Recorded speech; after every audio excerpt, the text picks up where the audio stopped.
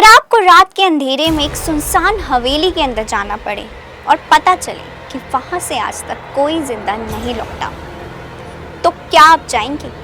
बुंदेलखंड इतिहास, वीरता और विरासत की भूमि। लेकिन इस वीर भूमि में एक ऐसी जगह भी है जहां वीर भी जाने से कतराते हैं।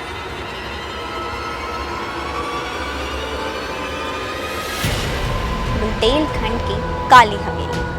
एक सुनसान पहाड़ी पर स्थित टूटी फूटी दीवारों वाली ये हवेली दिखने में जितनी पुरानी है, उससे कहीं ज्यादा डरावनी इसकी कहानी है।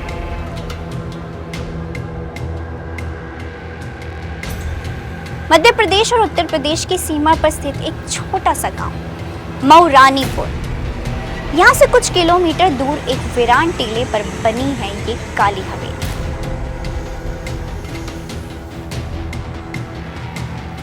कहा जाता है कि इस हवेली में करीब 150 साल पहले एक रईस जमींदार रहता था, ठाकुर अभय सिंह। बहुत ही क्रूर और तंत्र मंत्र का दीवाना। गांव वाले बताते हैं कि वो जवान लड़कियों को अगवा करके हवेली में लाता था और फिर उनका कोई सुराग नहीं मिलता था। एक रात गांव के कुछ लोगों ने बगावत कर दी और हवेली में आग लगा दी। ठाकुर समेत पूरे खानदान की मौत हो गई। लेकिन तभी से उस हवेली में कुछ ना कुछ अजीब घटता रहा।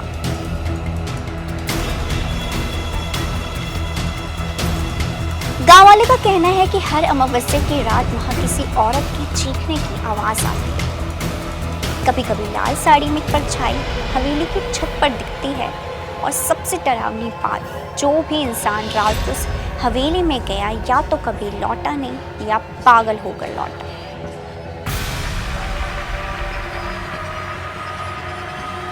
– 2014 में एक बार कुछ पुलिस वालों ने इस हवेली में जांच के लिए जाने की कोशिश की। कैमरे, टॉर्च, गाड़ियां सब कुछ लेकर पहुंचे, लेकिन सुबह सिर्फ उनकी गाड़ी बाहर मिली। बाकी पुलिस वालों का कोई सुराग ही नहीं मिला। इस घटना के बाद प्रशासन ने उस एरिया को रात 6 बजे के बाद बंद घोषित कर दिया। कुछ लोग कहते हैं ये सब अफवाह, लेकिन सवाल ये है, अगर ये सब झूठ है तो वहां जाने वाला लौटता क्यों नहीं? क्या आप कभी इस हवेली में जाना चाहेंगे, या फिर डर भी एक सच्चाई है जिसे नजरअंदाज नहीं किया जा सकता?